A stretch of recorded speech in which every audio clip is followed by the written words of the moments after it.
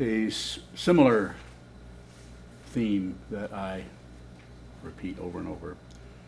This is just another way of saying it. The title of this Dharma talk is, what is it? Just witness it. Oh, just witness it. Just witness it. Nothing extra. No comment. Don't add, and all the other. Just observe, on and on and on. The idea behind this way of talking is because it's so critical, so important to your awakening. And what do you awaken to? The truth that the Buddha taught, and that is true in other spiritual paths. That nothing is separate from anything else. His way of saying it is pratitya samutpada, or dependent origination. I think I got that one right. Doesn't matter. What I'm trying to say is, if you see anything, that's ignorance. If you see anything, that's ignorance. Anytime you see one thing, you ignore everything else. So this is why it has been said, and looks that way over here also, all knowledge is ignorance. We're not saying that we need to get away from that. It is about awareness. It's not about manipulating, adjusting anything. The constant the three poisons, the constant grasping, passion, the constant rejection, warfare, or anger, or violence, and the constant shutting down, or ignorance, or shutting off, or closing off, or prejudice, causes one to continue to rotate in the six realms, the three realms, in various levels. Like we talked about the other night, the bardos, different states, different planes, different dynamics, this between that. It's like a Dagwood sandwich. Just checking to see. That's how I determine how old people are, or how old they think they are. Excuse me. Sorry about clearing my throat.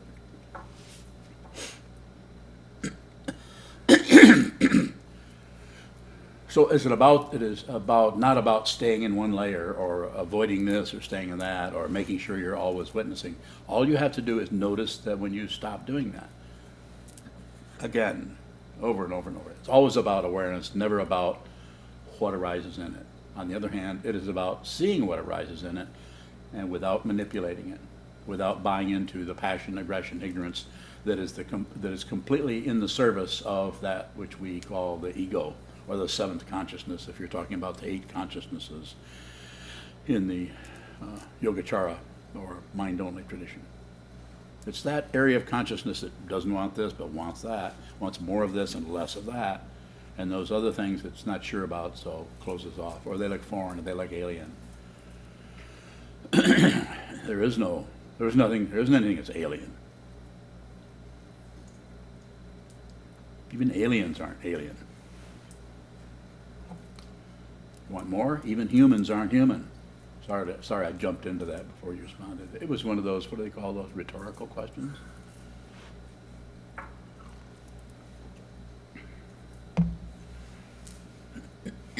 So the idea, this is why we encourage various kinds of meditation practice, or training awareness practice. There's lots of them. They're countless. Go on YouTube and say meditation, and you'll get barraged, I guess would be the word, with everything under the sun. And everybody has their own sales pitch, or, I don't really have one of those. Maybe a little bit, but not much. My way of doing it is, you want this? I can show you how. You don't want this? I don't want to hear your explanation. Just go do something else. I'm not here to discuss anything. I rarely have conversations.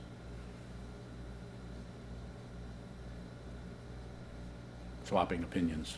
It's not that opinions don't have a relative validity or truth. Of course they do. That's why they get all the press. That's why they get all the attention. That's why people say, well, what's your opinion about that? And we actually treat it as if there's some kind of value to swapping opinions. It's just entertainment. So I'm not saying don't do that, but be very aware.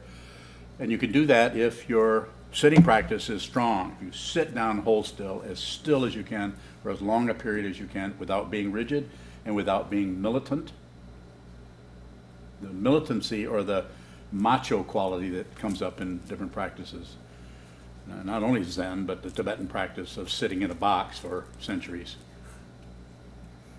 It's just a misunderstanding that thinks we have to get somewhere. You don't have to get anywhere. Just stop abandoning where you actually are. Stop leaving it. Don't leave it.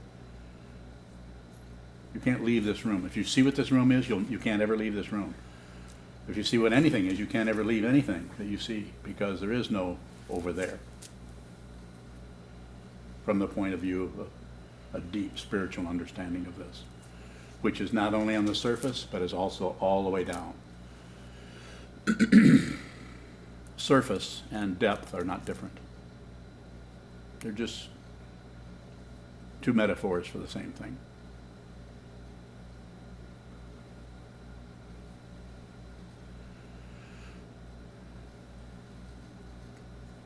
So when I'm saying just witness it, I'm just encouraging you in the simplest way possible, that especially in your meditation practice, hold very still, and whatever occurs is completely appropriate. I'm not saying it's comfortable. I'm not saying it's going to feel like some kind of true path. In fact, and in fiction, if it feels like anything other than what is right there, then more delusion, more ignorance, more going in circles that looks like a straight line.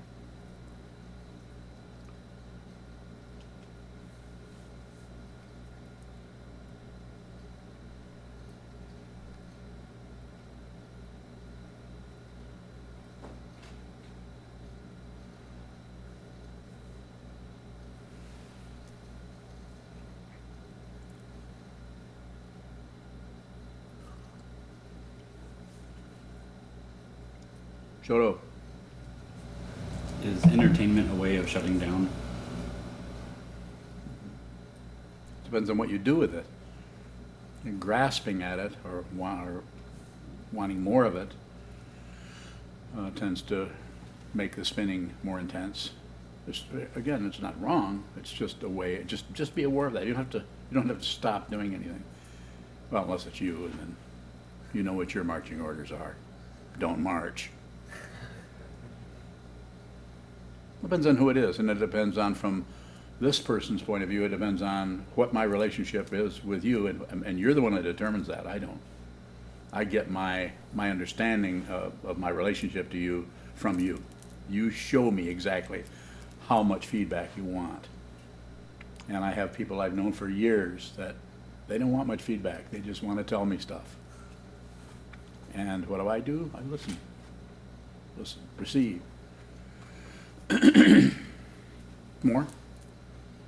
I just notice in my own personal dynamic, it seems like any of the five sense fields and maybe even the thought consciousness is just completely saturated all the time with a lot of input, and there's a want to back off of that, because it seems like it's just numbing me to everything that's around me, because there's just such a high level of input. I don't notice any subtlety. So is there any value in pulling back?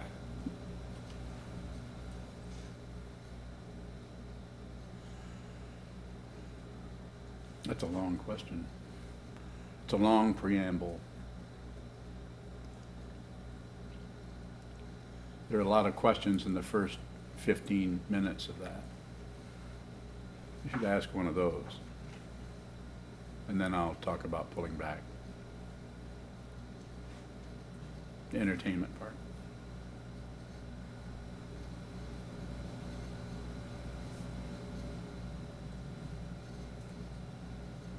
So I'll answer the question that you didn't ask, which is it's only about awareness of what's happening there, not about manipulating it, doing anything with it. Keep that to a minimum. The first two or three sentences that you brought up there, just what I hear there is awareness. You're aware of those structures happening. All you have to do is watch them. You don't have to move into or out of or shut down on anything. That's difficult for everybody to do, because sometimes the emotions we have, the feelings we have are frightening or ragged or intense, where we want out of this. We want to get away. We want to stop it. We don't want to feel that way anymore. Go ahead. Is any tendency we have because we're holding on to something? Probably. To say that generally could be different in different ways, but usually there's some kind of a grasping going on. And it's not about letting go. Letting go is, trying to let go of something is just another form of aggression. We need to work with the way it looks here. We need to look with our awareness to see, as you've heard me say, if you listen to me talk about look at the way you hang on. And then if the causes and conditions around all of that situation are timely, then you'll let go without even trying. There will be no effort at all. It's just like the image I've used before. You look at it, it looks like a bundle of geraniums. It looks like a bundle of geraniums. It starts to change into some roses, and then it changes to a banana, and then it changes to a basket full of pears. Logical. And then suddenly you see it's a damn snake, and you let go of it. You need to let go of that. You just have it covered up. You don't know what it is, so you continue to cling to it. I shouldn't hang on to these geraniums.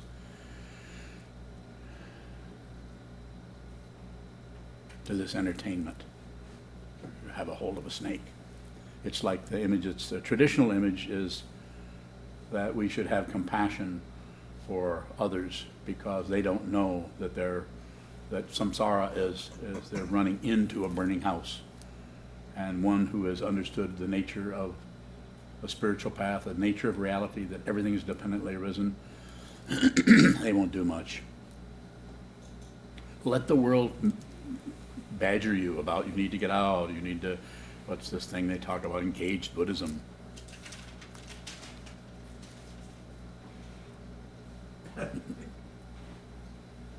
And by saying, I'm not particularly mocking that, some people, that's all they can do. Their practice, they cannot stand to be there and realize who they are.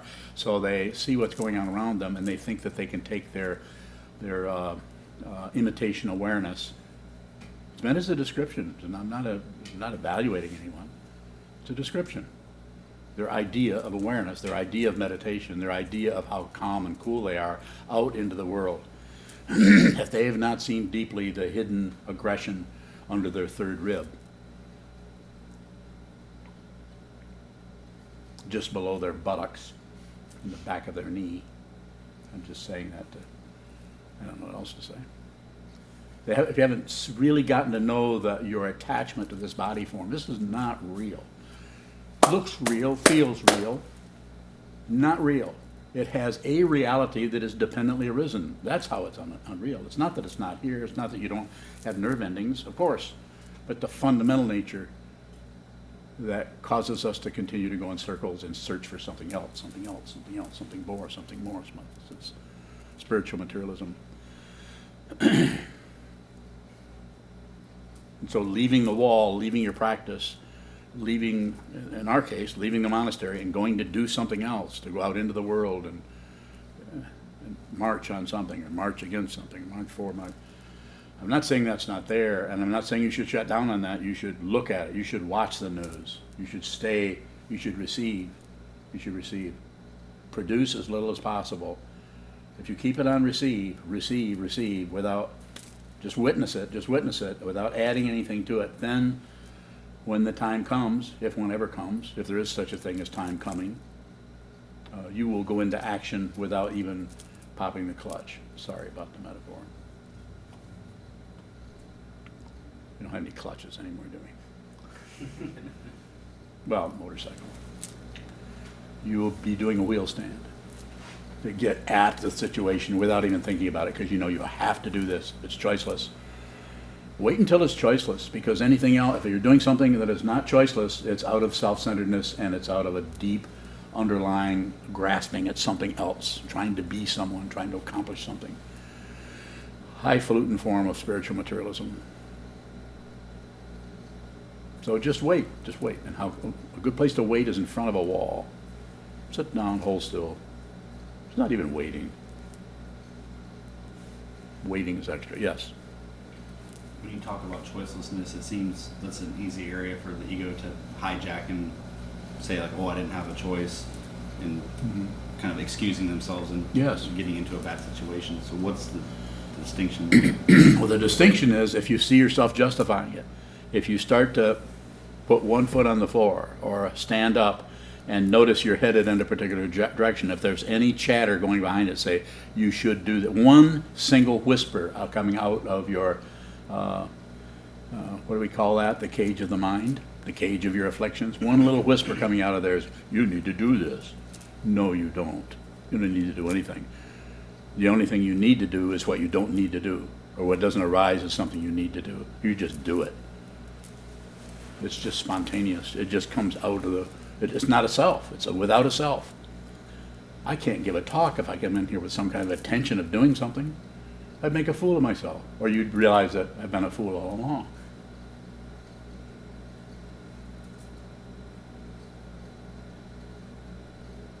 That sounds fishy.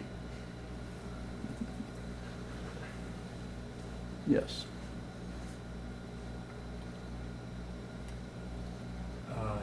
I don't have any other way of saying this, but aren't you a fool? Yes. So what would be the difference of if you knew something and you came and made a fool of yourself, or we noticed that you were a fool, and being a fool now? What's the question? Maybe I misheard you, but That's not a question. I thought you said that if you came in here knowing what you needed to do, we would notice that you're a fool, or we might see that you're a fool. You might. And I'm wondering how that would be different from you talk about being a fool now. Because I'm a fool, but I don't let you know about it. I'm hiding behind my wisdom. Could you just maybe I say what can. you mean Sure. when you are talking about being a fool? I'm saying you can't find, I'm saying it's a relative way of saying that one realizes one doesn't know anything, one realizes that one has no reference points, and one realizes that nothing has been accomplished, and that you're basically a nobody. There isn't anyone. There's no solid being. This is difficult. This is heartbreaking to discover this after years and years and years of being on the spiritual path and trying to find the truth, the true path. More? After one of the talks you had me give some time ago, you said the difference between the two of us was that you knew that you were a fool and that I was still trying not to be one. That was a great teaching, wasn't it? Yeah. Did you appreciate that? I did. I remembered it. I was wondering that if when we see that we're a fool, does anything change? It may. Something may change. It may not. But just the awareness that one is helpless. That the idea of being a fool is doing something that is just foolish, and then realizing that, of course, that's wisdom, not separate.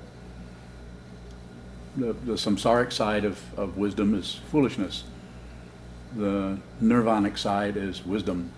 So we're in a relative thing, in a relative situation. I have a stick, it makes a noise. I have a hand, I can wave. It's relative, so we're here. But you could say you could say that where we actually are is nowhere, no particular location at all. More about that, it would be good if you have it. You said that you don't have to get rid of, for me particularly, maybe my pride or my anger. You don't. And if I were to see that I'm a fool, would pride and anger still show up? You might be proud that you recognize that you're a fool.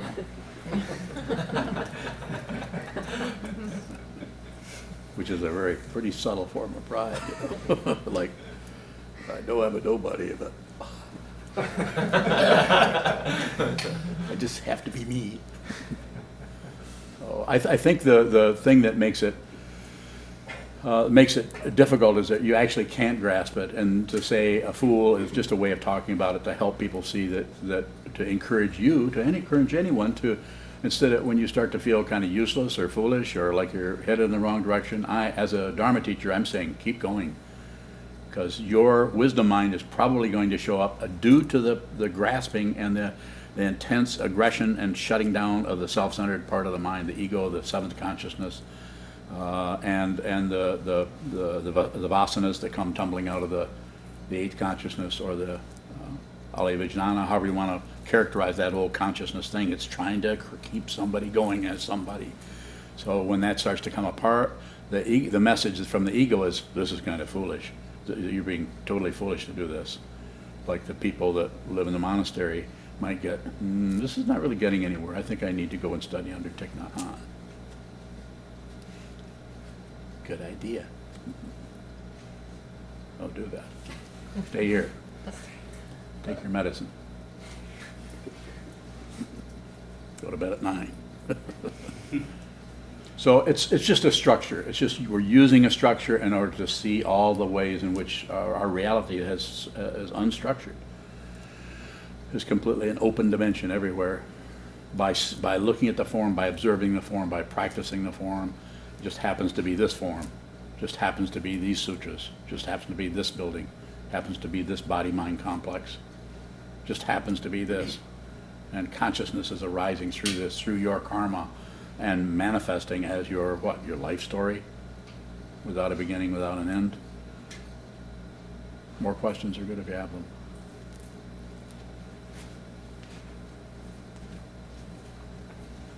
Yoon.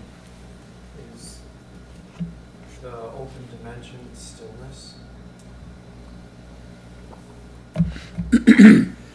It can show up that way. I think initially probably does, could show up that way as stillness. That's the way of what we're doing is we're sitting still. When you sit really still and do zazen, shikantaza, you notice how, it might take a while, you notice how you can't really hold still.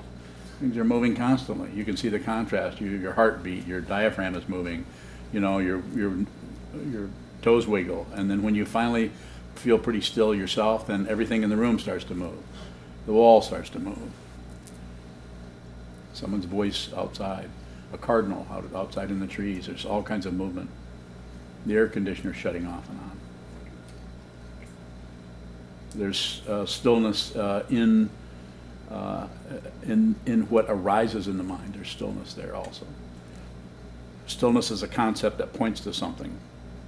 Movement is a concept that points to something. But what that something fundamentally is not examined because we grasp at the concept about it. That's like this. A similar thing is when I say witness, I'm saying if you're really witnessing what's happening, you won't know what's happening. If you really see what's happening, if you really see it, you won't have any. You won't join that with some kind of concept about what that is. Like it's. I'm looking at a camera, and it's. No, wait a minute. Is that a camera? I'm looking at one of those squirt cameras.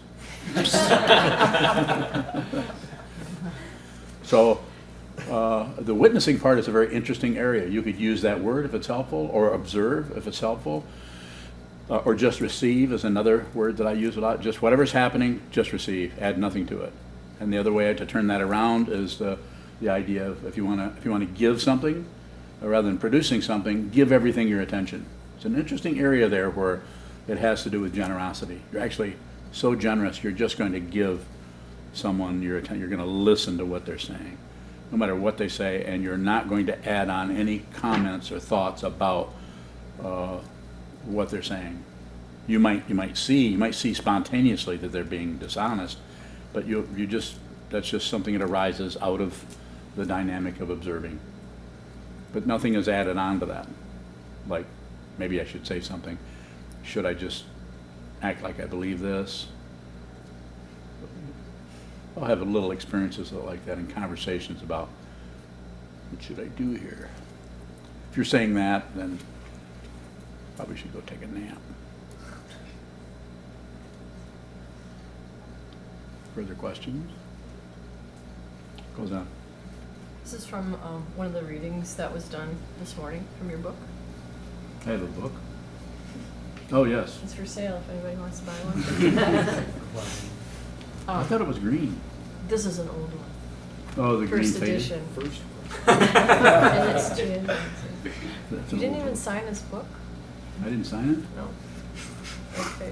Hmm. So I could read a few sentences back if you want context. Or I'll ask the questions here. Okay, so this is how we train ourselves to strengthen the awareness instead of the thought process. The thought process is already in charge of almost everything that happens in our life. In this situation of shikantaza, we are reprioritizing our thinking awareness process so that awareness begins to lead. So how can we, the question is, when you say thinking awareness,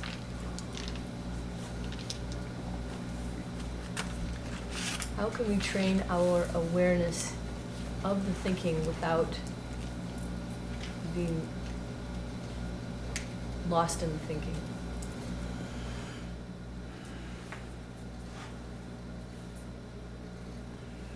It looks like if one, I don't know if this is one, one shoe fits all or anything like that, but it looks like if you can find time to sit down and hold still and just observe what continues to move without your permission, without your, like, if I sit here and hold my hands, my right hand is not gonna move without my permission. So I have a little bit of say-so about the body complex. This is why we think we're a body, because we can actually do stuff. Nobody's doing this to me. I'm doing it. And when it comes to the thought process, thoughts also look like we're able to think thoughts, but actually thoughts are something that occur to us based on causes and conditions, dependent origination. Everything I'm saying, even though it's a Dharma talk, is independently arisen. So, what's the difference Between what and what? between that and the other thing? What's the difference between what? What's your question? When you say strengthen the thinking awareness process, it seems like on the cushion, you can observe thinking that spontaneously arises, but off the cushion in life, it seems like the thinking is associated with the activity a lot of times. I don't say, do I say strengthen thinking? No, but you said strengthen the thinking awareness process. I'm wrong. I shouldn't have said that, Okay. but that's what I said. Well, that's I'm- what I'm that's I'm meaning what to say strengthen the awareness and not the thinking process is muscle bound.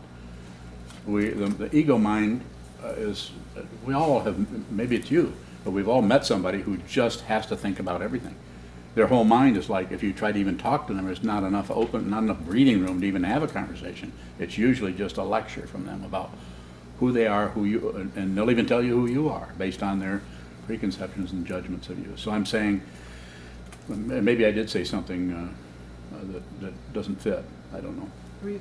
we are reprioritizing our thinking awareness process so that awareness begins to lead. So can there be? Okay, what we're doing is being so clear when you sit down. That's why I don't do a kind of teaching that some people do based on having done it for a long time. It's not, I didn't just think it up. I actually practiced in a different way than I teach. So trying to stop thinking is it's a misunderstanding. That's all it is. I'm not judging anyone. Maybe some people need to practice that way. They should keep doing it. But I'm saying it's about observing the thinking process, not meddling with it, not trying to find a way to, as Trungpa Rinpoche would say, I don't know if he said this, I think he did, label thinking and return to the breath. Not a good idea. I mean, it's not a bad idea. It's something you could do. I mean, I would have said it differently. Do it for 20 minutes if you want to, but then the next 4 or 5 hours, just observe. And he did have a way of talking, and others too, of doing some kind of a controlled practice, and then eventually just opening up, raising your gaze, and looking across the room. So some of that is happening there. But he also had thousands of students, and I've got a couple dozen. If I had thousands of students, maybe I'd come up with a different way of teaching also. I don't know. That would kind of give everybody a basic way to do that. But it looks to me like, to me like just observing, just witnessing what happens, that your own intelligence going to take time, will allow you, or will serve you better by finding out what is fundamentally the truth, rather than having some kind of a manipulation that's trying to stop you from thinking. Because thinking and awareness are not two different things. They just look like it. And we have to treat them that way as long as they keep functioning to support an ego or a self or somebody who is unreal. I don't care how much your body-mind complex is hurting or in trouble. And of course, I care. I don't want you to suffer, but I'm saying that doesn't mean that you are somebody. Yes. When you say thinking and awareness are not two separate things, is that different from saying that they are the same?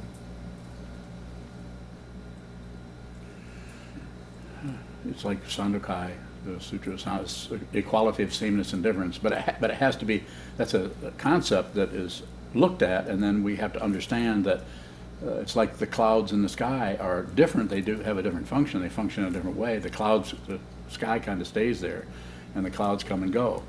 And it functions as a strong relative situation. But fundamentally, they're not two different things. They're both impermanent. Because they're concepts. Go ahead. Awareness and thinking are both impermanent. Mm-hmm. Awareness can't function unless there's an object. So it's not separate from it. But we have to go into it with some kind of understanding about how that whole thing functions before we can actually understand that emptiness, that we don't fundamentally exist the way we thought we did.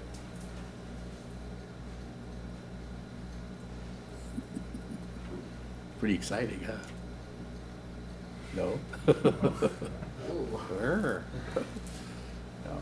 So emptiness is not empty of what it's full of.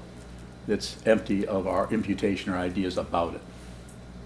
A simple way of putting it.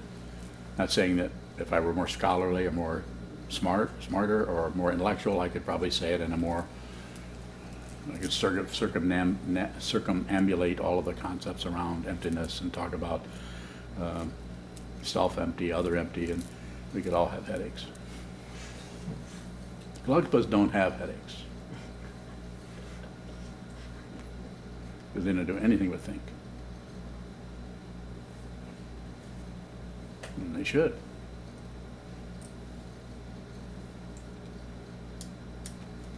Junshu. Earlier you said the surface and the depth are not different.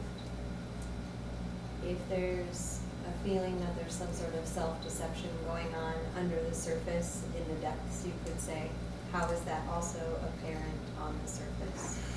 It's apparent in that you, me, us, we are covering up something we think is missing or something that's gone. We're covering up. We're actually covering it up with our ideas, our concept. Just the idea that we can't reach it or that it's hidden. It's a concept. Everything is available now. Everything is available here. I won't say here and now because that's too corny. But everything is available. It's available. The war in wherever it is, Sudetenland, the war on the moon, all the wars that are going, all the fighting and all the terrible tension that's going on in the world that doesn't look so good. Watch the news for a couple of hours and it doesn't feel so good. So, but that is also surface and depth at the same time. But people relate to it as if it's something that they have to fix, based on the relative context in which they see it arise, which totally blocks out history. It totally blocks out that space and time are not two different things, because it doesn't see it, it doesn't understand it. It's operating out of a relative context. More. In a physical situation like a war going on in another country, if we're not able to physically be there and see that or experience that, how is that available to us? You might know more about that war than somebody who's in it, because they are completely submerged in that situation, and you're able to look at it from a distance. Just like when you meet somebody who is in extreme pain or suffering because of the nature of dependent origination, you're able to actually take a distance. The issue that happens is when you take the distance, If there's some kind of self-centeredness or grasping going on, then we think we're here and the problem's over there.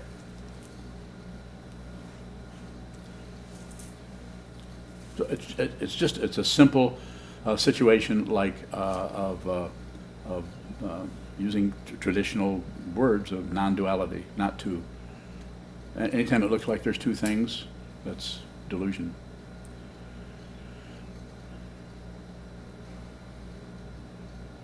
More? If something feels hidden, what is that? Or It's hidden. But if it feels hidden, that's also awareness that something is, that there, something that has some kind of substance to it that is not clear or is out of sight. So that's awareness. If you hear somebody that's in the other room and you don't know who's in the other room, there's a quality of awareness there that knows that that can't be seen. But if you're in here and and you don't hear a noise coming from the other room, you're not even concerned. You don't think of something being hidden or something you don't know about.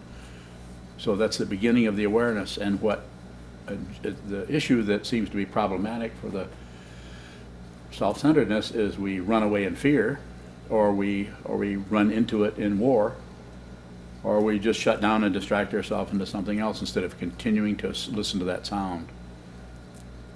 Simple metaphor, but it's that kind of thing. Don't, whatever arises, don't cover it up with your ideas, your opinions, your judgments. Don't turn away and go. You can use the formula of the three poisons to see how you push aggression, how you pull passion, and how you block out or distract yourself.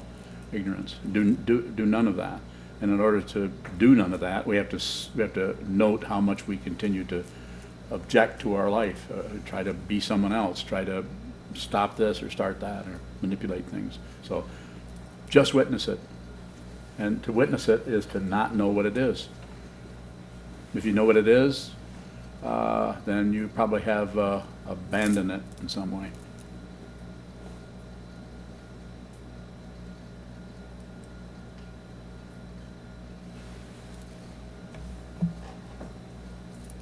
Michael. Is there anything that arises that doesn't originate from the three poisons?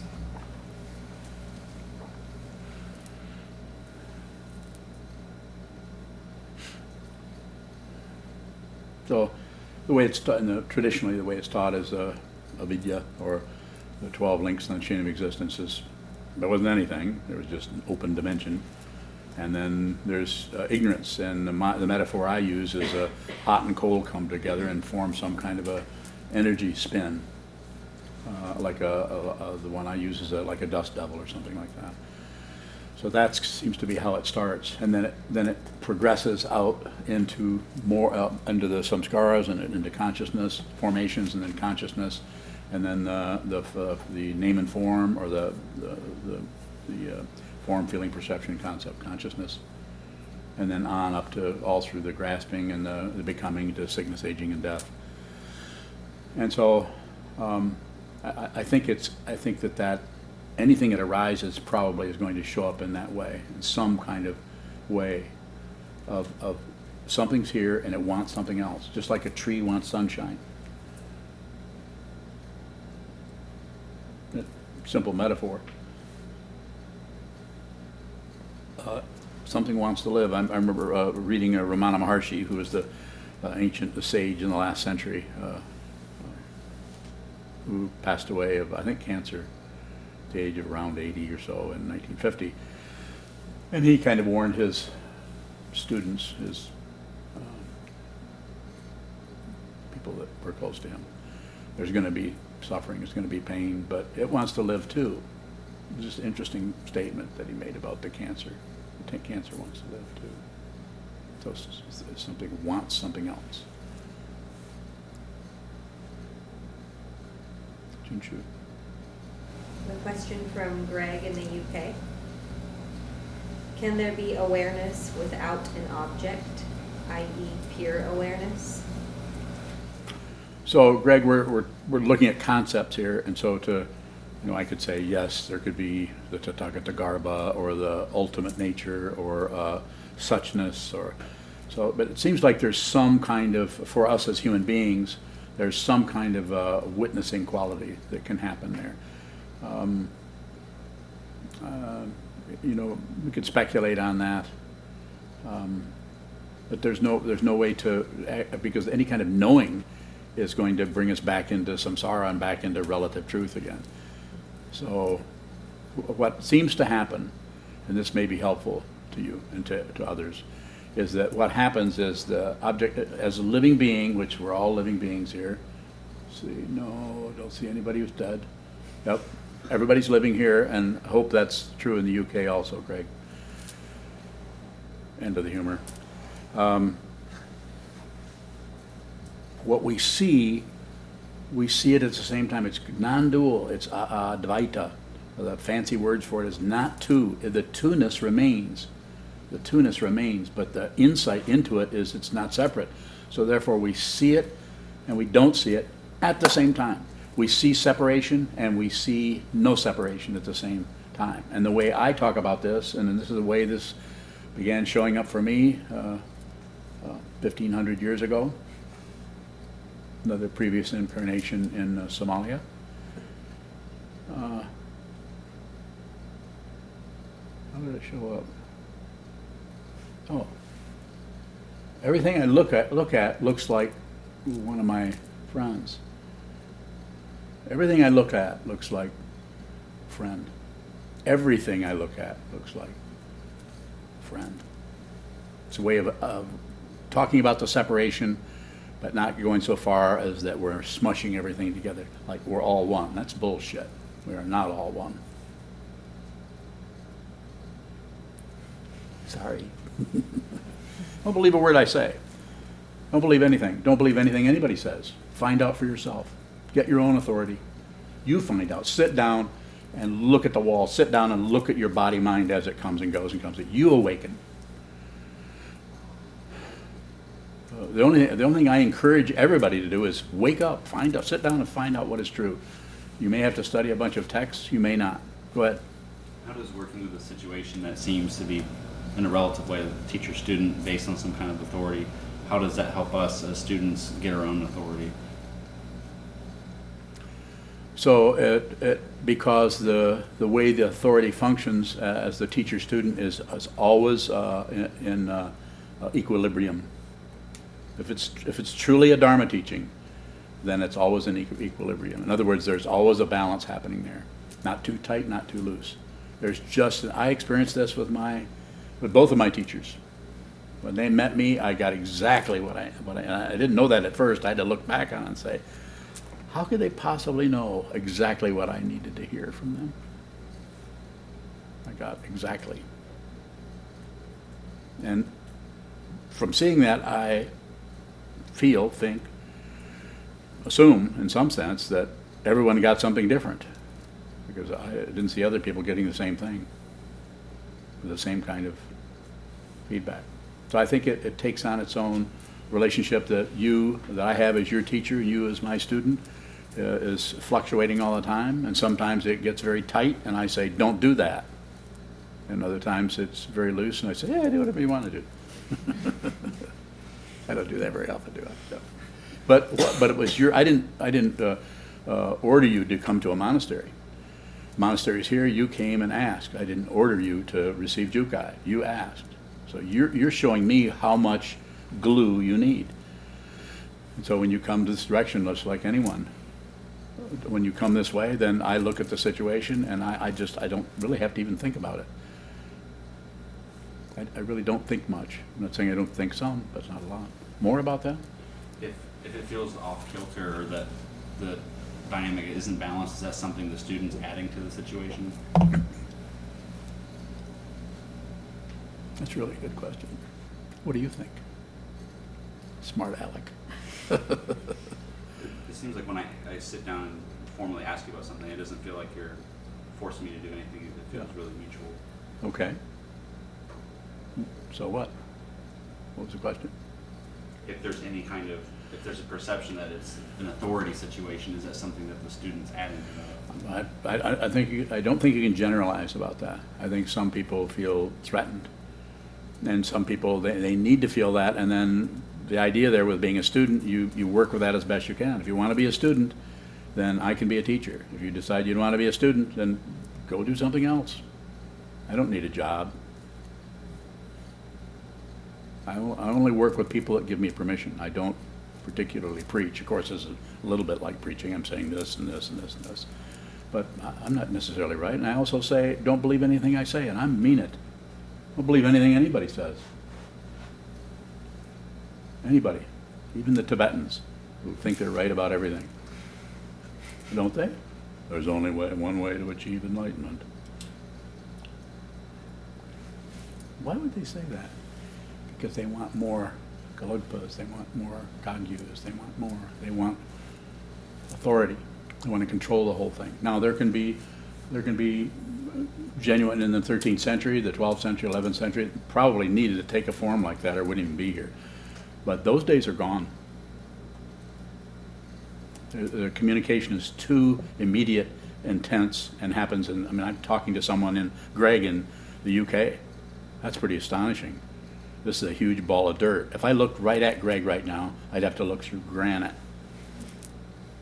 Because isn't he past the curve? And I think the same thing with Mayun. I think Mayun, though, is probably, she's still in the sky for a while. Yes, I could probably see her just by looking at her. I can always see her. She's always totally immediate. More about that? Yes. Question from Bhaskar in Houston. Bhaskar. How or when does the I feeling drop off during awareness practice that starts off dualistically as I am aware? So Bhaskar, I don't think it has to drop off. What happens is rather than it drops off, the consciousness, the awareness, the Buddha nature, whatever name you want to give it, it's the wisdom mind, the prajna, the jnana, sees there isn't anyone. It doesn't mean the I goes away. The I could even get more intense. Once the consciousness depends on the particular karma that's showing up for that person. The I could get more. A person could seem even more egotistical. My first teacher, Trungpa Rinpoche, certainly didn't seem egoless to me. It looked like he was full of himself on some level, but he was such a powerful teacher. You just about had to sit down in front of him and look at him to see what was looking back at you. So the I, Bhaskar, I think it's a construct, but it won't necessarily go anywhere. My ego is not left. It's hanging out here all the time. Every now and then it takes over and talks for a while. You're thinking, I can see that. Pretty egotistical. So it's the idea, don't do anything, neither way. It's not two. So there's both an ego and there's not an ego. There's both a self-centeredness and a not self-centeredness. It actually is not two. But the practice seems to be, the way to teach it is to say there is no self in the skandhas. Form, feeling, perception, concept, consciousness do not get together, hang on to each other's little pink hands and say, we're somebody. Instead, those all get snipped, or those are self-existing, or just arise on their own. There's just feeling. It doesn't have anybody that's feeling. There's just a concept. There's no thinker. There's just a form. There's nobody who is that form. So we're no longer at war with anything. Warfare is gone. It's just it doesn't mean that karma from your lifetime in Iceland in the 13th century isn't arising. It doesn't mean that you don't have some kind of force coming through you every now and then, unsummoned, that comes out of just, left field, and suddenly you have this intense feeling about anger, about love, about depression, about it. You can give it any name you want. Do nothing with it. And this includes adding the words, no problem, because it's probably problematic. It probably doesn't feel so good. But when I say don't do anything, again, the title of the talk, just witness it. Nothing lasts. That's the bad news and the good news. But the ego, that's bad news, even though it can't make use of its a wisdom to see that even the bad things go away, even the difficult things go away. Nothing lasts. It may last way longer than you want it to, but it can't last. And who you actually are can't come to an end because it hasn't begun. Buddha nature doesn't start somewhere. And it's not something to believe. More? Not from Oscar at this moment, but there is an email that came from Richard Dasa through our Sokukoji email a few days ago. He asks, is it circular to try and clear the mind when it is fixated on an idea? It looks as though the fixation is getting in the way of things that should come naturally, like conversations. So, do I know this gentleman?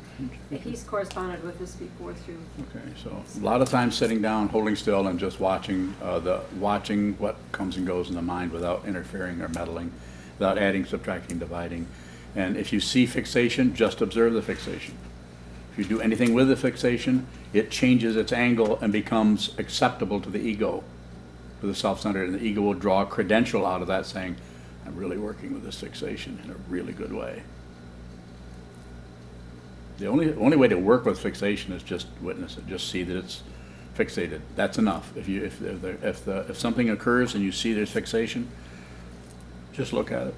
Just observe it. Just be aware of it. It doesn't really require hand tools.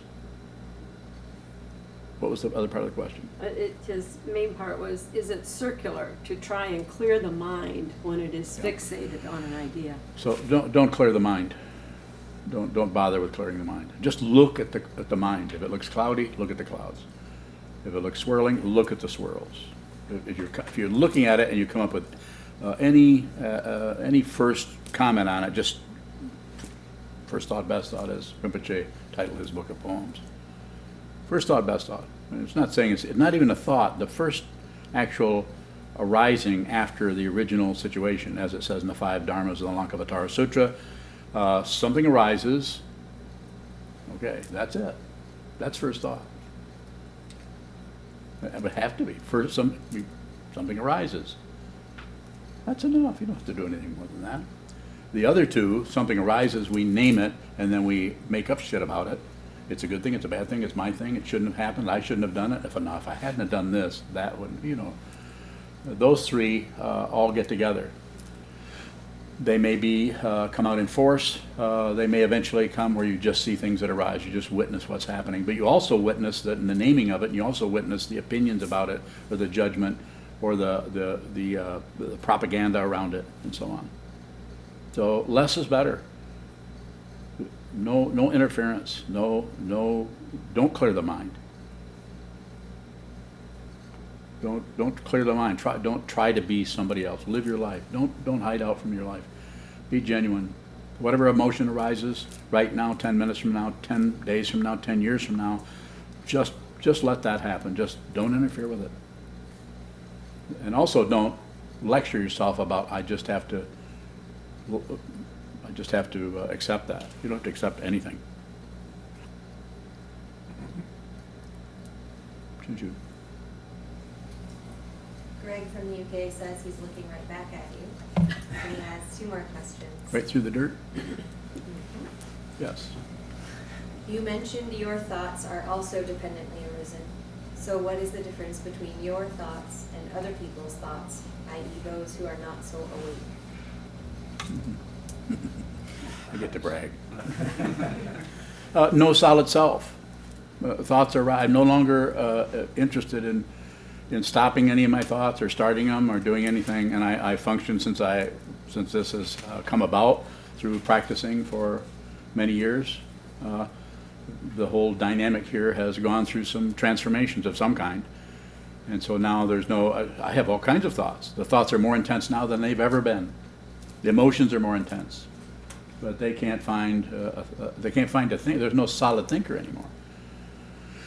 So there's no axe to grind. There's not that I wouldn't have feelings, but I don't know how else to say it. More questions would help. I'm happy to go into that area if you have questions about it. Go ahead. So you said something arises and we name it. You said don't add to that, but that is so deeply conditioned to do that. That's awareness.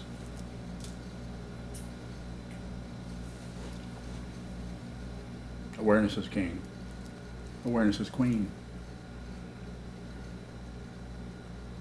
Awareness is LGBTQ. Awareness, just the space in which things occur. Have you ever wondered how that even works? What is that allows a space for thoughts to arise? What is the area that thoughts arise in? You have another question in UK? He says, can we be productive or creative in the world and just receive or observe at the same time? I think that's the only way that you can do it and be genuine. I mean, you can do it as a fabrication, as a build-up and a letdown, but to fundamentally do it, I think that's the only way you can do it. More? I didn't even answer his question. Michael? Where is the space that thoughts arise in? Do you see the thoughts? Can you see at the front of a thought or the back of a thought? Seems Image like that? mental images come up, but I'm not sure if I'm seeing the actual thought. Yeah, it's the not sureness as it's the space. See that little smile I have here? It's not being sure that it's a spaciousness. Spaciousness is a concept about something. The actual spaciousness, you can't track it down with a concept. Just like you fundamentally can't track down anything with concepts. This is how concepts look. They're helpful. We need menus. We need instructions on how to put our lawnmower together. We need concepts. We need all that.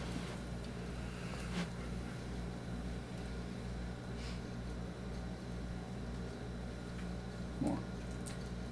Less. Michael. If concepts arise in this space that we can't see, then how are they obstructions? They're not.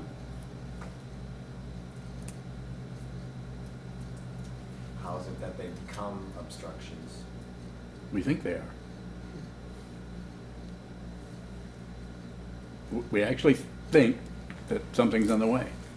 We actually think that we're not getting what we want. We think that there's something else, something around the corner. We think. It's the second noble truth of the Buddha. Life is suffering, which is the first one. And the second noble truth is, how does that go? Second noble truth? You've been studying this? Second noble truth? Yeah. What is it? Desire is the root cause of suffering. Yeah. So we want something else. Whatever's happening, we want something else. Or else we want this is okay, but just change it slightly. Make it blue. I don't like black. But then if that came up, then we would get tired of that. It's a simple way of talking about it, but have you noticed in your mind that it's kind of like that? It's kind of like, we don't want that. We don't like this. We don't want that to happen. This shouldn't happen. What are they doing? Why are they doing it that way?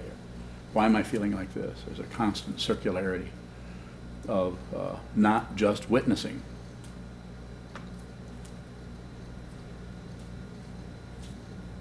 How do you know you're witnessing? Probably feel like shit. Robert. Robert, yes. Yes. It seems that every awareness of within the six senses, whether it's thinking or one of the senses, other senses, has a figure ground structure. There's something Yes. more, and then there's Seems the to. background. Seems to. Does awareness change that structure in any way, or what happens with awareness in practice? The space, the time and space collapses. Huh? The object that arises in, you said figure ground, so I'm using that. Okay. If you look at a painting by Jackson Pollock, or look at I'm going to use art. You look at a painting by got to think of the one we were looking at, Franz Klein, the black and white painting. Intense contrast. When you see that intense contrast, someone who understands balance and who has the ability to put that together, whether it's music, or whether it's art, or whether any of the arts. This is why the arts, usually using one or two of the senses, brings things together in such a way that the separation and the non-separation happen simultaneously, and we get this feeling of eternity. We get this understanding of depth and quality, and even possibly even sophistication on some level. Not the kind of sophistication that is above everybody, but the kind that is deep and pure, more. Does that mean the figure ground structure collapses or Yeah. becomes more fluid, or just? They're not, you see that they're not separate. You don't get rid of either one, but you see that they're not two different things. Again, non-duality. Yes, go ahead. Is this the same as working with, or not working with, but is this the same as awareness when we relate to being fixated on a thought or emotion? Yes. That's why you don't have to get rid of fixated thoughts or emotion. You don't have to get rid of the fixation. You don't have to get rid of any situation. Just awareness. Just awareness. Otherwise compassion can't arise, because there's there's always something wrong. It's like, So it's just like loving a piece of art? not exactly, but close. It's like liking a piece of art. So there. You love it, then there's just something wrong with that. It's perverted. All right, I'll stop doing that. Huh? All right, I'll stop doing that. Yeah, I'm glad I was able to help you. Thank you so much. Yeah. Jeez. Further question? Further questions? Anyone? Anyone who hasn't asked a question, possibly? Very good.